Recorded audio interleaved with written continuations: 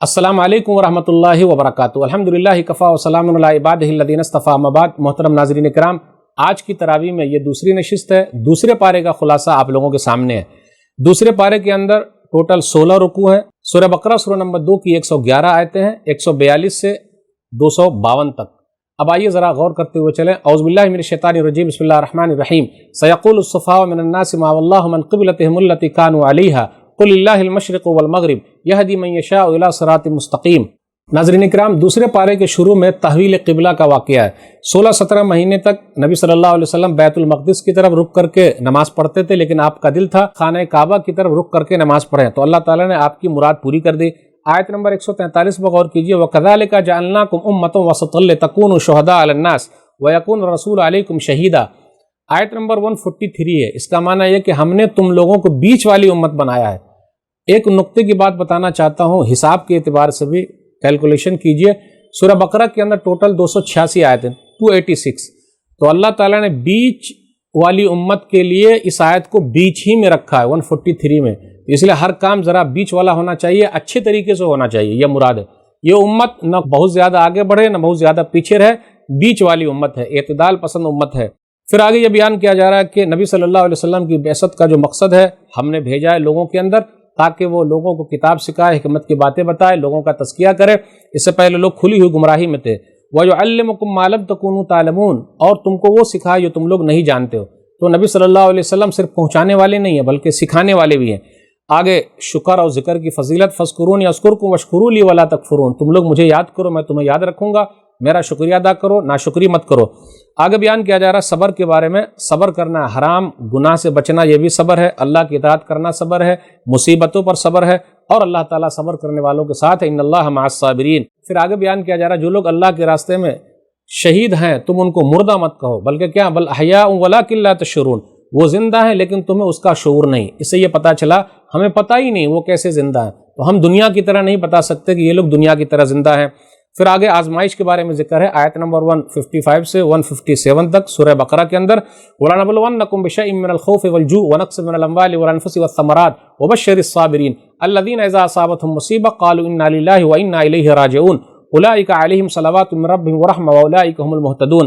اللہ تعالیٰ نے یہ کہا کہ ہم ڈر کے ذریعے، بھوک کے ذریعے، مالوں میں کمی کر کے، جانوں میں کمی کر کے، پھلوں میں کمی کر کے آزمائیں گے۔ آپ خوشخبری سنا دیجئے ان لوگوں کو جو صبر کرتے ہیں۔ صبر کرنے والے پر مصیبت جب بھی آتی ہے تو کیا کہتے ہیں؟ انا للہ و انا الیہ راجعون۔ تو اللہ تعالیٰ کی طرف سے رحمتیں ہیں، نوازشیں ہیں۔ اس کے بعد یہ بیان ہو رہا ہے کہ کسی کے پاس علم ہو اگر وہ چھپائے تو اللہ کی لعنت ہے، لعنت کرنے والوں کی لعنت ہے۔ اگر وہ لوگ توحید پر نہیں مرے تو سب لوگوں کی لعنت ہے ان کے لیے۔ پھر اس کے بعد آیت نمبر 164 میں توحید کے دلائل کا ذکر ہے۔ آیت نمبر 164 میں توحید کے دلائل ہے۔ آسمان و زمین کی پیدائش ہے، دن رات کا آنا جانا ہے، بارش کا نازل ہونا ہے، کشتیوں کا چلنا ہے، پھر زمین کے اندر کس طریقے سے جانوروں کا چلنا ہے، ہواؤں کا چلنا ہے، بدلیوں کا چلنا ہے آسمان میں، یہ سب چیزیں نشانیاں ہیں۔ اس کے بعد لوگوں سے یہ کہا جا رہا ہے، آیت نمبر 168 سے 172 کے درمیان دیکھیے، حلال کماؤ حلال کھاؤ، یا ایھا الناس کلوا مما فی الارض حلالا طیبا ولا تتبعوا خطوات الشیطان انہ لکم عدو مبین۔ اس کے بعد ایمان والوں سے بھی کہا جاتا ہے، یا ایھا الذین آمنوا کلوا من طیبات ما رزقناکم، ایمان والو جو ہم نے حلال دیا اس کو کھاؤ۔ اس کے بعد آیت نمبر 177 ہے، اس کو آیت البر بھی کہتے ہیں، نیکی والی آیت۔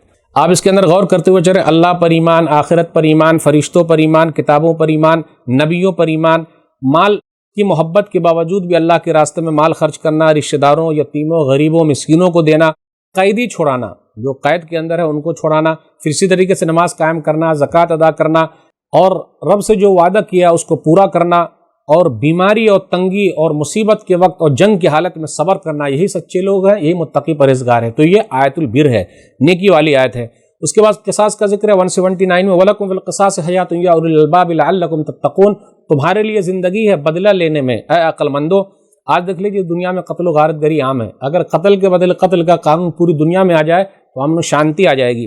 اس کے بعد آیت نمبر 183 سے 187 کے درمیان 5 آیتوں میں روزے کے مسائل بیان کیے گئے۔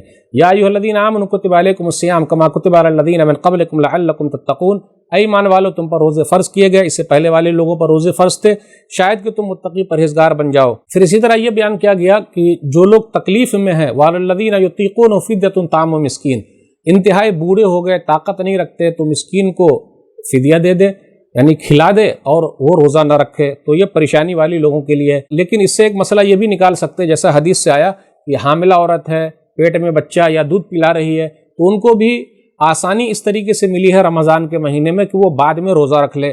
سنن نسائی کتاب الصیام حدیث نمبر 2274، ان اللہ عز وجل عن المسافر نصف الصلاۃ والصوم وعن الحبلى والمرضع، کہ اللہ تعالیٰ نے مسافر سے نماز کو آدھا کر دیا ہے اور روزے کی بھی رخصت دی ہے، اور پیٹ میں بچہ ہے اور دودھ پلانے والی عورت ہے اس کو بھی رخصت دی گئی ہے۔ پھر اس کے بعد آپ غور کیجئے آیت نمبر 186 بیچ میں ہے دعا کے بارے میں، وَإِذَا سَأَلَكَ عِبَادِي عَنِّي فَإِنِّي قَرِيبٌ، کہ جب بندہ میرے بارے میں پوچھے آپ سے تو آپ کہہ دیجئے میں بالکل قریب ہوں۔ اس کے بعد آیت نمبر 187 پر غور کیجئے کہ رات میں سحری کھانے کا ذکر ہے، افطاری کا ذکر ہے، اعتکاف کا ذکر ہے، رات میں بیوی سے مل سکتے ہیں، ہن لباس لکم وانتم لباس لہن۔ پھر آگے بیان کیا جا رہا ہے آیت نمبر 88 میں رشوت کھانا منع ہے، ولا تاکلوا اموالکم بینکم بالباطل۔ پھر اس کے بعد آگے دیکھ لیجئے لوگ آپ سے چاند کے بارے میں پوچھتے ہیں، اس کا ذکر ہے، تو چاند کے ذریعے حج کے موسم معلوم ہوتے ہیں، پھر راستے کا پتہ چلتا ہے، مہینے کا پتہ چلتا ہے، پھر اسی طریقے سے دن اور تاریخ کا پتہ چلتا ہے، اس کا ذکر ہے۔ آگے بیان کیا جا رہا ہے آیت نمبر 195 کے اندر کہ اللہ کے راستے میں خرچ کرتے رہو، اور آگے ایک اہم چیز ہے سوسائڈ مت کرو، ولا تلقوا بایدیکم الی التہلکہ، اپنے آپ کو ہلاکت میں مت ڈالو۔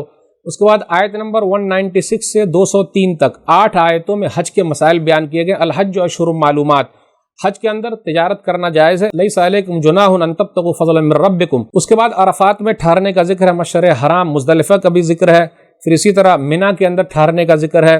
آیت نمبر 208 کے اندر یہ کہا گیا یا ایھا الذین آمنوا ادخلوا فی السلم کافہ ولا تتبعوا خطوات الشیطان انہ لکم عدو مبین، اے ایمان والو تم اسلام میں پورے کے پورے داخل ہو جاؤ اور شیطان کے راستوں کی پیروی نہ کرو، بے شک وہ تمہارا کھلا ہوا دشمن ہے۔ دورنگی چھوڑ یا کرنگی ہو جا، دورنگی چھوڑ یا کرنگی ہو جا، سراسر موم یا سنگ ہو جا۔ آگے بیان کیا جا رہا ہے آیت نمبر 214 کے اندر کہ ذکر کیا جا رہا ہے جنت میں ایسے چلے جاؤ گے، تو یہاں تک کہ آزمائش تو ہونی ہی ہونی ہے۔ ایمان والوں نے کہا متى نصر اللہ، اللہ کی مدد کب آئے گی؟ تو آپ کہہ دیجیے الا ان نصر اللہ قریب، سنو اللہ کی مدد بالکل قریب ہے۔ پھر اس کے بعد مال خرچ کرنے کے بارے میں کہا جاتا ہے کہاں خرچ کریں، تو اپنے آپ پر خرچ کرو، ماں باپ کو دو، رشتہ داروں کو دو، یتیموں اور مسکینوں کو دو۔ اس کے بعد کہا جا رہا وما تفعلوا من خیر فإن اللہ بہ علیم، تم جو بھی نیکی کا کام کرو گے سب اللہ اس کو جانتا ہے۔ آیت نمبر 219 میں شراب کے بارے میں، جوئے کے بارے میں پہلا حکم ہے یسألونک عن الخمر والمیسر قل فیہما اسم کبیر ومنافع للناس واسمہما اکبر من نفعہما، لوگ آپ سے شراب اور جوئے کے بارے میں پوچھتے ہیں، آپ کہہ دیجئے دونوں کے اندر گناہ بہت زیادہ ہے لیکن کچھ فائدہ بھی ہے، اور ان دونوں کا گناہ جو ہے فائدے سے بڑا ہے۔ یتیموں کا مال نہ کھاؤ، اس کا ذکر ہے۔ پھر اسی طرح آیت نمبر 221 221 سورہ بقرہ کی اہم آیت ہے مشرک مردوں اور عورتوں سے نکاح کے بارے میں، کہ تم جو عورت اسلام میں نہیں ہے اس سے نکاح مت کرو، اور اپنی بیٹی بھی ان کو مت دو جو اسلام کے اندر نہیں ہے۔ اولئک یدعون الی النار واللہ یدعو الی الجنۃ والمغفرۃ باذنہ۔ آج دیکھ لیجئے کچھ بہنیں جو ہے بھاگ رہی ہیں، ادھر ادھر جا رہی ہیں، بغیر اسلام والے سے نکاح کر رہی ہیں، تو انہیں سوچنا چاہیے، غور کرنا چاہیے کہ وہ لوگ آگ کی طرف بلا رہے ہیں اور اللہ تعالیٰ بخشش کی طرف بلاتا ہے۔ آیت نمبر 222 میں حالت حیض میں جب عورت کو مہینہ آتا ہے تو کہا جا رہا ہے اس سے دور رہو، پھر جب وہ پاک و صاف ہو جائے تو اپنی کھیتی میں آ سکتے ہو، کھیتی کا اگلا حصہ ہے اور کھیتی اگلے حصے میں ہے۔ ان اللہ یحب التوابین ویحب المتطہرین، اللہ تعالیٰ توبہ کرنے والے کو اور پاک و صاف رہنے والے کو پسند کرتا ہے۔ اس کے بعد ایلا کا ذکر آیت نمبر 226 میں، ایلا کہتے ہیں کہ آدمی قسم کھا لے کہ اپنی بیوی سے نہیں ملے گا، تو یہ قسم کھا لے تو 4 مہینہ تک اس کو اجازت ہے، لیکن اس کے بعد اس کو فیصلہ کرنا پڑے گا ملنا ہے کہ نہیں ملنا ہے، اس عورت کو رکھنا ہے کہ نہیں رکھنا، اس کا ذکر ہے۔ آیت نمبر 228 میں غور کیجئے کہ طلاق دینے کا طریقہ بتایا جا رہا ہے، الطلاق مرتان، طلاق 2 مرتبہ ہے، یہ نہیں کہا گیا تطلیقتان، 2 طلاق ہے، مرتبہ 1 مرتبہ 2 مرتبہ 3 مرتبہ اس کا ذکر ہے۔ فَإِمْسَاكٌ بِمَعْرُوفٍ أَوْ تَسْرِيحٌ بِإِحْسَانٍ، تیسری مرتبہ رکھنا یا نہیں رکھنا یا اس کو واپس کر دینا اچھے طریقے سے۔ تیسری طلاق کے بعد رجوع کا حق کب حاصل ہے؟ جب وہ عورت دوسری جگہ خود سے نکاح کر لے۔ آیت نمبر 230 میں حتیٰ تنکح زوجا غیرہ، وہ عورت نکاح کر لے، اور نکاح کرے گی تو پتہ آپ کو نکاح کرنا ہے۔ آج کل کیا ہو رہا ہے، حلالہ ہو رہا ہے، 1 رات کے لیے نکاح، حلالہ اسلام کے اندر زنا ہے، اور ایسے لوگ جو کام کر رہے ہیں وہ کرائے کے سانڈ ہیں، ایسے لوگوں سے بچ کے رہیے۔ سنن ابن ماجہ کتاب النکاح حدیث نمبر 1936 الا اخبرکم بالتیس المستعار، کیا میں تم لوگوں کو کرائے کے سانڈ کے بارے میں نہ بتا دوں؟ تو بلا یا رسول اللہ، اللہ کے رسول صلی اللہ علیہ وسلم ضرور بتلائیے۔ تو نبی صلی اللہ علیہ وسلم فرمایا هو المحلل لعن اللہ المحلل والمحلل له، وہ حلالہ کرنے والا ہے، اللہ کی لعنت ہے جو حلالہ کرتا ہے اور جس کے لیے کیا جاتا ہے۔ غلطی کرے مرد اور سزا عورت کو ملے، افسوس کی بات ہے، کتنے بے غیرت ہو گئے ہیں لوگ اور طلاق کا غلط استعمال کر رہے ہیں۔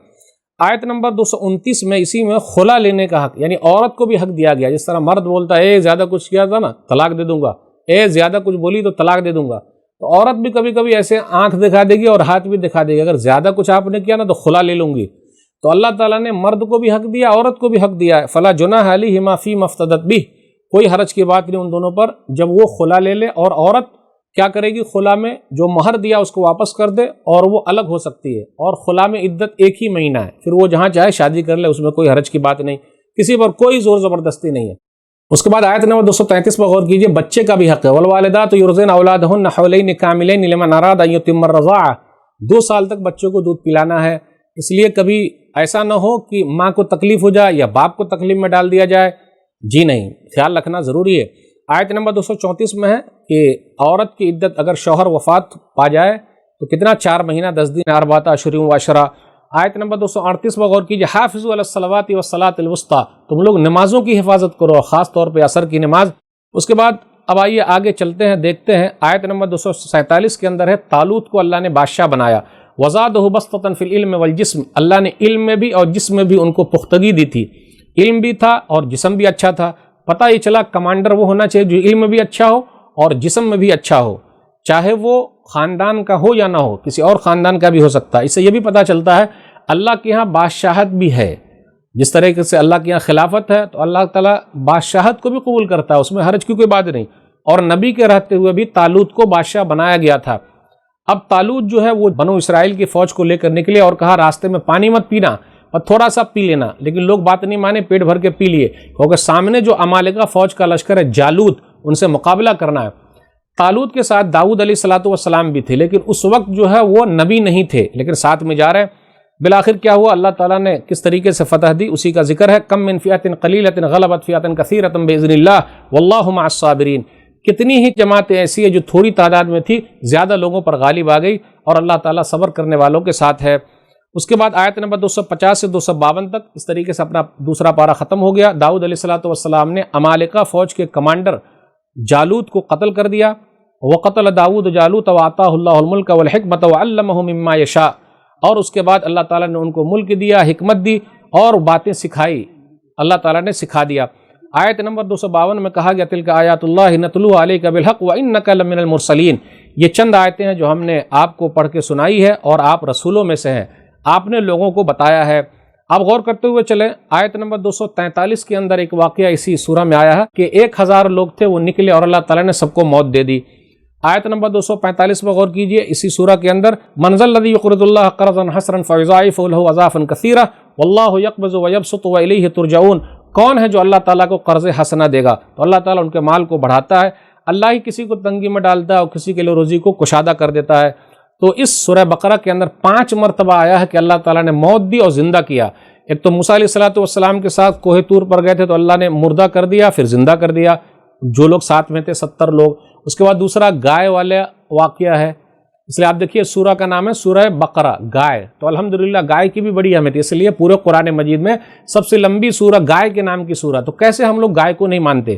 لوگ سیدھے سادھے ہیں، ان کو بولتے ہیں دیکھو اللہ میاں کی گائے ہے، تو کتنا احترام کرتے ہیں. ہمارے یہاں جانوروں کا بھی احترام ہے. پھر اس کے بعد یہ ذکر ہو رہا کہ 1000 لوگ نکلے تو اللہ نے موت دے دی، پھر زندہ کیا. تو یہ 3 واقعے ہو گئے. ایک واقعہ ابھی آنے والا ہے تیسرے پارے میں عزیر علیہ الصلوۃ والسلام کا کہ 100 سال کے لیے مردہ کر دیا اللہ نے، پھر زندہ کر دیا. پھر ابراہیم علیہ الصلوۃ والسلام کا واقعہ کہ پرندوں کو اللہ نے مردہ کیا پھر زندہ کیا. تو اس طریقے سے 5 واقعات بیان کیے گئے ہیں کہ اللہ تعالیٰ نے مردہ کر دیا، موت دے دیا، پھر اس کے بعد اللہ نے زندہ کر دیا. تو کل قیامت کے دن اللہ تعالیٰ سب کو آرام سے زندہ کر سکتا ہے. تو ناظرین کرام، دوسرے پارے کا یہ خلاصہ تھا. اللہ سے دعا ہے کہ اللہ تعالیٰ ہم لوگوں کو قرآن کریم کو پڑھنے، سمجھنے، عمل کرنے اور لوگوں تک پہنچانے کی توفیق دے. آمین. والسلام علیکم ورحمۃ اللہ وبرکاتہ. البر کی ساری ایکٹیویٹیز آپ لوگوں ہی کے تعاون سے چلتی آ رہی ہے. اس لاک ڈاؤن میں ہم آپ کے پاس تو نہیں پہنچ سکتے، لیکن آپ اپنی زکوٰۃ و صدقات ہم تک آن لائن پہنچا سکتے ہیں. سپورٹ البر.